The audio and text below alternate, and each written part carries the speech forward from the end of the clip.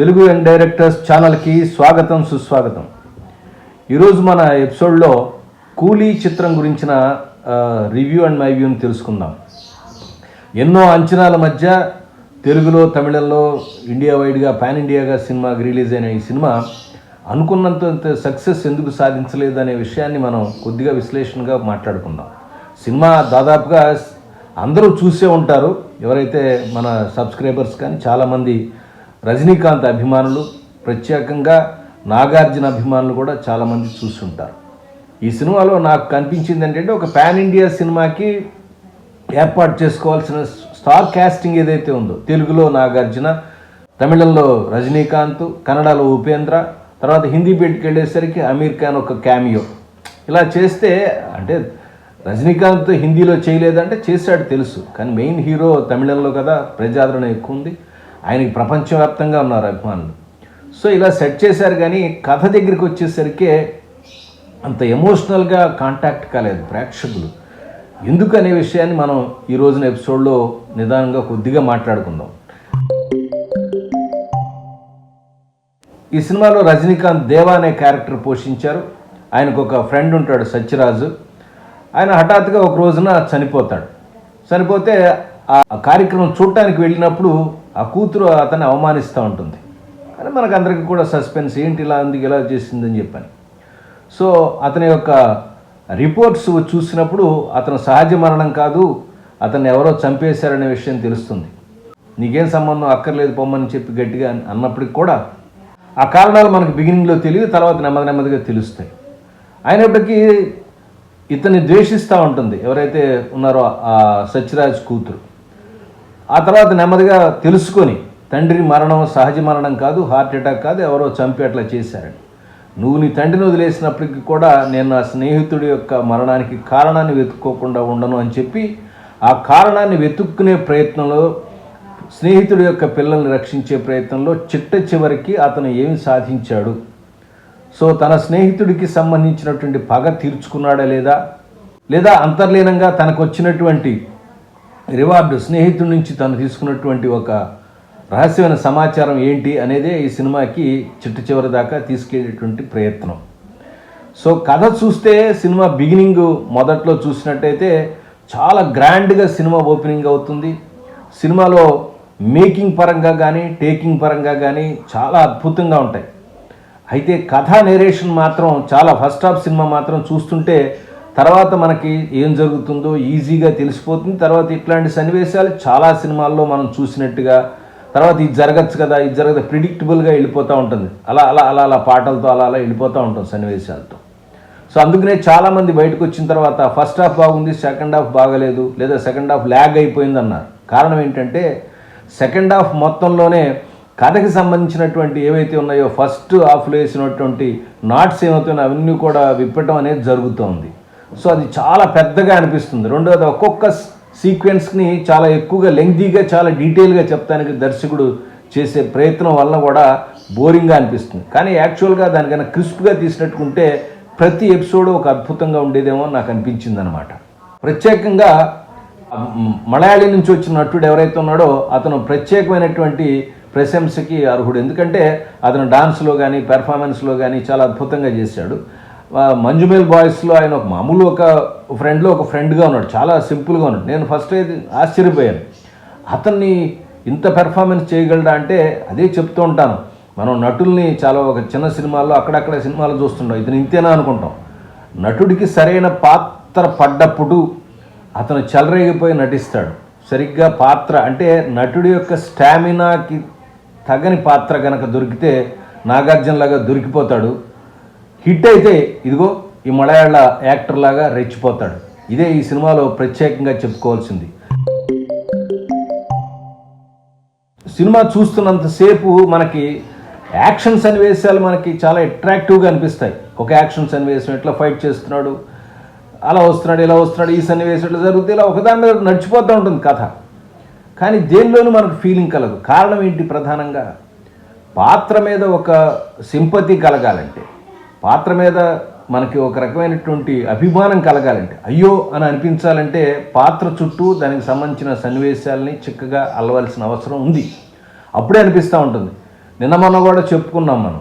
పాతాళ భైరవి లాంటి పాత సినిమాలో మనకు అయ్యో అనిపిస్తూ ఉంటుంది. ఎందుకని క్యారెక్టర్ని ద బెస్ట్ క్యారెక్టర్ లాగా ఫస్ట్ చాలా తల్లి దగ్గర ఉన్నటువంటి కొడుకులాగా ఒక అమాయకంగా ఉన్న క్యారెక్టర్గా తీసుకొచ్చి ఒక దుర్మార్గుడై అంటే ప్రపంచాన్ని శాసించే పాతాళ భైరవి తీసుకోలేని ఒక మాంత్రికుడు వీడిని ప్రేమ పేరుతో వంచిస్తున్నాడే అన్న ఇన్ఫర్మేషన్ కనుక ఎప్పుడైతే ఆడియన్స్ మనసులోకి వెళ్ళింది, అయ్యో వీడేమవుతున్నాడో అనిపిస్తూ ఉంటుంది. అంటే చాలా మంచివాడు వీడి చేతిలో పడిపోయాడే, వీడు బలి చేస్తాడా అన్న ఫీలింగ్ మన ఆడియన్స్ కలుగుతుంది. అలాంటిది చాలా పాత సినిమాలను అందుకే చూడమంటాను. అంటే లోకేష్ కనకరాజ్కి పాత సినిమాలు చూడలేదా, అతను డైరెక్షన్ రాదా, ఇంతకు ముందు సినిమాలు బోల్డ్ తీశారు కదండి, మీరేమైనా డైరెక్షన్ నేర్పుతారా, ఇట్లా నేను కామెంట్స్ వల్ల ఉపయోగం లేదు అనుకోవడం ప్రయోజనం లేదు. కానీ ఎవరైనా సరే, నేను సినిమా తీసినా ఎవరు తీసినా సరే, ప్రధాన పాత్రకి కావలసినటువంటి ఎమోషనల్ కాంటాక్ట్ అనేది సరిగ్గా లేకపోతే ఏం ప్రయోజనం లేదు.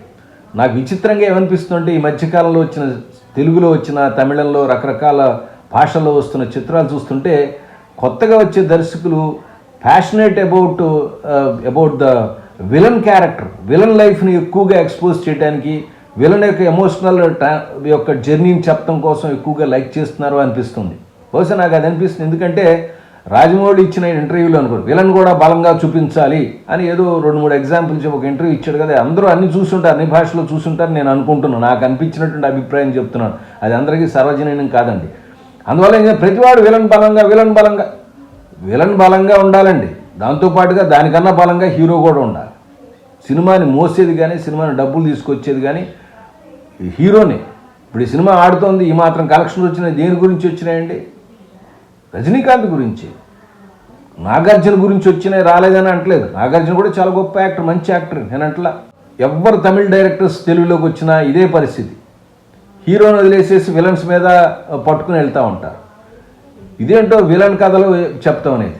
అదే మనం చూడండి, మొన్న ఈ సినిమా తీశాడు, ఎవరో కుబేరా సినిమా తీశాడు శేఖర్ కమల, హీరోని పట్టుకున్నాడు, విలన్ కూడా చూపించాడు బ్యాలెన్స్గా, హీరోని కూడా క్యారెక్టర్ హైలైట్ చేసుకుంటూ వచ్చాడు, అంత మంచి క్యారెక్టర్ ఇచ్చాడు. మన నాగార్జున తీసుకెళ్ళి అంత దిక్కుమాలిన క్యారెక్టర్ ఇచ్చాడు. దిక్కుమాలిన క్యారెక్టర్ చాలా బాగా తీశాడు. ఏం బాగా చేయటండి, ఒక హీరోని తెలుగులో ఒక పాపులర్ హీరోని తీసుకొచ్చినప్పుడు అతనికి అభిమానులు కానీ అతను చేసిన సినిమాలు అతని నుంచి ఏమి ఎక్స్పెక్ట్ చేస్తారు అనేది ఒక పాయింట్ అయితే, అతను ఎప్పుడు చేయని క్యారెక్టర్ ఇస్తాను ఒకటే అయితే, ఆ క్యారెక్టర్కి కూడా ఒక మీనింగ్ఫుల్ జర్నీ ఉండాలి. ఆ జర్నీ సరిగ్గా అపీలింగ్గా లేకపోవటం వల్ల కేవలం దుర్మార్గంగా చంపటమేనా, స్టైల్గా నడవటమేనా, స్టైల్గా ఉండటమేనా? ఎప్పటి స్టైల్ అది? ఆ జుట్టు అది చూస్తే ఎప్పుడో హలో బ్రదర్ స్టైల్లో ఉన్నది ఆ స్టైల్. అది స్టైల్ ఇప్పుడు 2025లో స్టైల్ అవుతుంది ఆయనకి. నాగార్జున చాలా కొన్ని షార్ట్స్లో అయితే, కొన్ని సన్నివేశాల్లో అయితే ముష్టోళ్ళగా కనపడి నాకైతే చాలా అసలు అసహ్యంగా అనిపించింది. నాగార్జున చేయాల్సిన స్టైల్ దానిలో కనిపించలేదు. చాలా సినిమాల్లో అతను స్టైలిష్గా బోల్డ్ సినిమాల్లో ఉన్నాయి, విలన్ కూడా ఇంకా స్టైలిష్గా చేయొచ్చు. ఇదేంటో ఆయన లోకేష్ కనకరాజు ఆయన కథ, ఆయన డైరెక్టర్ ఆయన కాబట్టి అట్లా తీసుకున్నాడు. ప్రేక్షకులు కూడా అటువంటి నిర్ణయాన్ని ఇచ్చాడు. ఎందుకు ఇట్లా అయిపోయిందని అంటే, ప్రధాన పాత్ర మీద మనకి సానుభూతి లేకపోవటం, ప్రధాన పాత్ర మీద మనకు సానుభూతి అనే కంటే కూడా కనెక్ట్ కాబోవటం, ప్రధాన పాత్రకి కనెక్ట్ కాబోవటం. ఎవరితనో ఎందుకు కనెక్ట్ అవ్వాలి? ప్రీ రిలీజ్ ఫంక్షన్లో చెప్తారు కదా, ఇది భాషలాగా సినిమా. భాష ఎందుకు అవుతుంది? భాషా క్యారెక్టర్ అనేది మనసుకు పడుతుంది. భాష అంటే ఇది. భాష రివర్స్ స్క్రీన్ ప్లేలో అంటే పర్టికులర్గా నాన్ లీనియర్ స్క్రీన్ ప్లే చెప్పినప్పటికీ కూడా ప్రధాన పాత్ర మీద మనకు ఒక ఫీలింగ్ కలుగుతుంది, మన అభిమానం కలుగుతుంది, అయ్యో మనవాడు అనిపిస్తుంది. వాడు ఒక్కసారి ఇట్లా కాదు, ఇటు కామన్ మ్యాన్ కదా అట్లా అనిపించినప్పుడు మనకు ఒక ఆశ్చర్యం కలుగుతుంది. ఇక్కడ కూడా సేమ్ అదేటువంటి ప్రిన్సిపల్ ఉంటుంది, కానీ లేట్గా ఉంటుంది. ఇతను ఇలా కాదు, అతను బాంబేలో పెద్ద డాన్ అని అనుకుంటే అలా కాదు, వీళ్ళలో కూలీల్లో తప్పించుకున్నవాడు తర్వాత 60 మంది పోతే 20 మందిని బతికించుకొచ్చిన వాడు కూలీని లాస్ట్లో తెలుస్తుంది. మనకేమనిపించదు, వస్తుంటారు పోతుంటారు తగలేస్తుంటారు, ఆ కుర్చీలో పెట్టి బూడిద చేస్తుంటారు, ఏదో పెద్ద కార్యక్రమం ఉంది, దానిలో పడుకుంటున్నాడు, ఎప్పుడు అవుతుందిరా బాబు ఈ సినిమా అన్న ఫీలింగ్ కలుగుతుంది. కారణం ఏంటి? కాన్ఫ్లిక్ట్ ఉంది, గోల్ అనేది పర్టికులర్గా సెట్ కాకపోవటం, తర్వాత హీరో క్యారెక్టర్ మీద మనకి ప్రత్యేకమైనటువంటి ఫీలింగ్ అనేది, దాన్ని పర్టికులర్ ఎమోషన్ అనేది మనం టచ్ కాకపోవటం వల్లనే సినిమా అనేది సన్నివేశాలు సాగుతూ ఉంటాయి, అలా అలా అలా అలా పోతూ ఉంటుంది, సినిమా చివరి దాకా వస్తుంది సినిమా. అందుకనే ఓవరాల్గా ఫోటోగ్రఫీ బాగుంది, మ్యూజిక్ బ్యాక్గ్రౌండ్ స్కోరు మ్యూజిక్ బాగుంది, పాటలు పెద్దగా మనకేం జ్ఞాపకం ఉండవు అనుకోండి, అది వేరే సంగతి. పెద్ద పాటలు కూడా ఏం లేవు, 1-2 పాటలు వచ్చిన పాతకాలపు రజనీకాంత్ డాన్స్తో అట్లాడు గుంపు ఓహో ఒక 500-600 మంది డాన్సులు వేస్తుంటారు. దానిలో రజనీకాంత్ ఎక్కడున్నాడో కొన్ని షాట్లు ఎదుర్కోవాల్సిన పరిస్థితి. అట్లా కూడా కంపోజ్ చేస్తున్నారు ఈ మధ్యకాలంలో డాన్స్ మాస్టర్లు. హీరో ఎక్కడున్నాడో తెలియదు మనకి, అలా కంపోజ్ గుంపు చేతులు ఇలా ఎత్తూ ఉంటారండి. ఒక రాజకీయ నాయకుడి సభకి కొన్ని 1,00,000 మంది వస్తారు, ఎవడెక్కడున్నాడో తెలియదు. అట్లాగే హీరో కూడా అయిపోయే పరిస్థితి. సినిమాకి కొన్ని పారామీటర్స్ కొన్ని ఉంటాయండి. అంటే నేను పాత సినిమాలను చూడమని ఎందుకు చెప్తానంటే, మనమే కాదు హాలీవుడ్ సినిమాలు కూడా చూడండి, మనకు అర్థమవుతుంది. చూడరా తెలియదా అంటే, ఒక సినిమా తీసుకున్నప్పుడు దర్శకుడు తన ఆలోచన ప్రకారం అట్లా ముందుకెళ్ళిపోతుంటాడు. ఇవన్నీ రిలీజ్ అయినంత వచ్చే విమర్శలే కానీ ముందు కాదు. ఇవన్నీ ఎందుకు ఉపయోగపడతాయంటే నెక్స్ట్ మళ్ళీ ఇంకో తప్పు చేయకుండా ఉపయోగపడతాయి. ఈ సినిమా గురించి మాట్లాడాలంటే ఒక 2 విషయాలు మాట్లాడి నేను ముగిస్తాను. ఎందుకంటే సినిమా రిలీజ్ అయింది, కొన్ని డబ్బులు వస్తున్నాయి, ప్రేక్షకులు చూస్తున్నారు, మెచ్చిన వాళ్ళు మెచ్చుతున్నారు, నొచ్చిన వాళ్ళు నొస్తున్నారు. కానీ ఖైదీ లాంటి ఒక సినిమా తీశాడు, ఇంతకుముందు కార్తీతో తీశాడు లోకేష్ కనకరాజ్. దానిలో కూడా ఒక సెంటిమెంట్ పెట్టాడు ప్రధాన పాత్రకి. అది ఆ సినిమాలో అద్భుతంగా పేలింది. అలాంటిదే దీనిలో కూడా సెంటిమెంట్ ఉంది ఇక్కడ. కానీ ఆ సెంటిమెంట్ అంత ఎందుకు వర్కౌట్ కాలేదు? అందుకోసం నేను చెప్తున్నాను. అది వర్కౌట్ కాలేదు కాబట్టే జనాల్ని పులప్ చేయటం లేదు.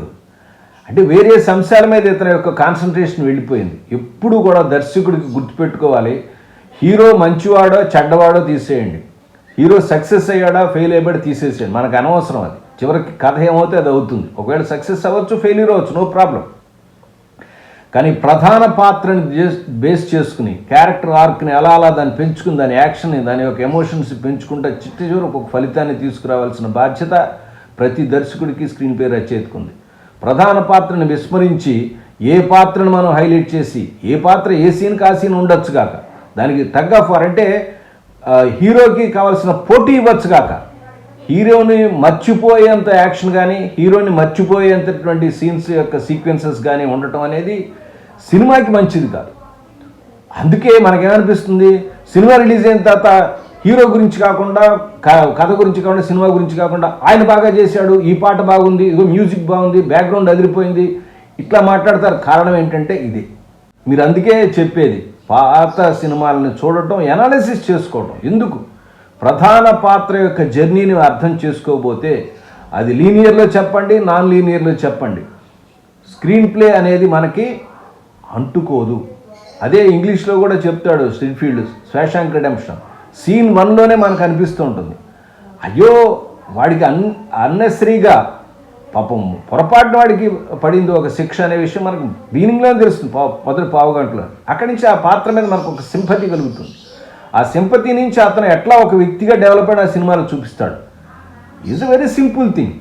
నాన్ లీనియర్లో ఏం లేదు. చివరికి కథ చివరి నుంచి ముందుకు తీసుకొచ్చి రకరకాల ఫోల్డ్స్లో ఒక్కొక్కటి రివీల్ చేసుకుంటూ వెళ్తూ ఉంటాడు. ఇక్కడ కూడా అలాగే చాలా సస్పెన్స్, కొన్ని సందర్భాల్లో ఊహించకుండా మనకి కొత్త మలుపులు జరగటం, అలా థ్రిల్లర్ లాగా వెళ్తూ ఉంటుంది. కానీ ఎప్పుడైతే ప్రధాన పాత్రకి సరైనటువంటి ఇంపార్టెన్స్, దానికి కావలసినటువంటి ఎమోషనల్ కంటెంట్ ఎప్పుడైతే ఉండదో అది మనకు ఉండదు. ఈ ఎమోషనల్ కంటెంట్ తీసుకురావడం కోసం ఏం చెప్తాడంటే సిడ్ఫీల్డ్ తన స్క్రీన్ ప్లే స్ట్రక్చర్లో సర్కిల్ ఆఫ్ బీయింగ్ అంటాడు. ఈ సర్కిల్ ఆఫ్ బీయింగ్ అనేది ఒక పాత్రను ఎమోషనల్గా తయారు చేస్తుంది. ఏది లేకపోతే కథ నాన్ లీనియర్ చెప్తున్నప్పుడు ఈ సర్కిల్ ఆఫ్ బీయింగ్ సంబంధించిన సీన్ ఒక్కటి వెయ్యాలి. అది ఇంటర్వెల్ తర్వాత ఒకటేదో వస్తుంది, ఇద్దరు కూర్చుని ఏదో ఫ్రెండ్స్ మాట్లాడుకునే పాత్ర ఏదో చిన్నగా మాట్లాడి చూపిస్తారు. కానీ ఆ పాయింట్ ఆఫ్ వ్యూలో కనుక కథ లుక్ వచ్చినట్టయితే, క్యారెక్టర్ని మొట్టమొదటి నుంచి హీరో క్యారెక్టర్ని కనుక అతని యొక్క ఎమోషనల్ జర్నీని కనుక మొట్టమొదటి ఎస్టాబ్లిష్ చేసినట్టు, ఇతను ఎట్లాంటి ఎమోషనల్ పర్సన్, ఇలాంటి పరిస్థితిలో ఉన్నాడు, ఇతను ఇలాంటి పరిస్థితి ఉన్నాడు అనేది బాగా ఎస్టాబ్లిష్ చేసినట్టయితే బాగుంటుంది. కొంచెం బిగినింగ్లో అండర్ ప్లే చేయటం వలన కూడా కొన్ని మెయిన్ క్యారెక్టర్స్ అండర్ ప్లే చేయటం వలన కూడా ఇటువంటి ప్రాబ్లం వచ్చింది. రిలీజ్ అయిన తర్వాత 100 అంటాం, తీసే ముందు అతనుకున్న సమస్యలు, రకరకాల సమస్యలు ఉంటాయి కదా. ఏదేమైనప్పటికీ కూడా ఓవరాల్గా సినిమా ఒకసారి చూడటానికి బాగానే ఉంటుంది, చూడొచ్చు. ఎందుకంటే రజనీకాంత్ సినిమా అంటే ఎవరైనా లైక్ చేస్తారు. అతని స్టైల్ ఇంపార్టెంట్. అతనికి అసంభవమైనది ఏది ఉండదు. ఇలా ఒక కొడితే ఇలా ఇట్ట అనేసి కింద పెట్టి కొట్టినా కూడా ఉంటాడు. ఇలా వేసేసి ఇలా చేతితో పట్టుకున్నా కూడా చేతిలో వచ్చిందంట. ఎందుకంటే రజనీకాంత్ చేస్తే నమ్ముతారు, నువ్వు నేను చేస్తే నమ్మరు. సో ఇటువంటి స్టైల్కి ఆ సినిమా అద్భుతమైన పేరుంది. మిగతా ఎవరికి ఆయన మలయాళీ ఆర్టిస్ట్కి ఒక బాగా పేరు వచ్చింది. ఆ తర్వాత అతని వైఫ్గా వేసినటువంటి కన్నడ హీరోయిన్కి ఆ అమ్మాయికి కూడా మంచి పేరు వచ్చింది. మిగతా ఎవరికి పెద్దగా రాలేదు. హీరోయిన్ కూడా రాలేదు. హీరోయిన్ ఎవరు? శృతి హాసన్. హీరోయిన్ అని అనకూడదు, ప్రధాన పాత్ర. శృతి హాసన్ క్యారెక్టర్ కూడా లేదు, పుట్టినటం ఉంటుంది, ప్యాసివ్ క్యారెక్టర్ అని యాక్టివ్గా తీసుకునే పరిస్థితి కూడా లేదు. పారిపోవడం కూడా సరిగ్గా చాలా చేతగాని క్యారెక్టర్లాగా క్రియేట్ చేశారు. అంటే తిరగబడే ప్రాబ్లం వస్తే గట్టిగా ఎమోషనల్గా రిలేటెడ్గా ఆ పాత్రను ఆలోచించలేదు. ఆలోచిస్తే వచ్చేది. ఇది ఈ సినిమా మీద నా అభిప్రాయం. మీ అభిప్రాయాలు కూడా నాకు తెలియచేయండి. ఎవరైనా సినిమా చూడని వాళ్ళు ఉంటే తప్పకుండా చూడండి. ఇది ఇమీడియట్గా రావాలి, మీకు తెలుసు కదా, నెక్స్ట్ వీక్ రావాలి. నేను కొన్ని పర్సనల్ వర్క్స్లో బిజీగా ఉండటం వల్ల కొన్ని ఎపిసోడ్స్, నిన్న మండే కూడా ఎపిసోడ్ రాలేదు. ఇవాళ నుంచి మళ్ళీ రెగ్యులర్గా ఎపిసోడ్స్ వస్తాయి. తప్పకుండా ఈ మన ఎపిసోడ్స్ని, ఛానల్ని చూడండి. స్క్రీన్ ప్లే సంబంధించిన సమాచారాన్ని అంతా కూడా నేను రకరకాల ప్లేలిస్టుల్లో పెట్టాను నేను మీ గురించి. ఎవరైతే స్క్రీన్ ప్లే మీద, డైరెక్షన్ మీద ఇంట్రెస్ట్ ఉందో అందరూ కూడా తప్పకుండా ప్లేలిస్ట్ని జాగ్రత్తగా చూడాలని చెప్తాను. ఇన్ ఫ్యూచర్లో షార్ట్స్ ఏంటి, ఎలా తీస్తారు ఏంటి అనే డైరెక్షన్ సంబంధించినటువంటి ఒక ప్లేలిస్ట్ కూడా తయారు చేయడానికి ప్రయత్నిస్తాను. మరొక అంశంతో మళ్ళీ కలుస్తాను. అప్పటిదాకా నమస్కారం.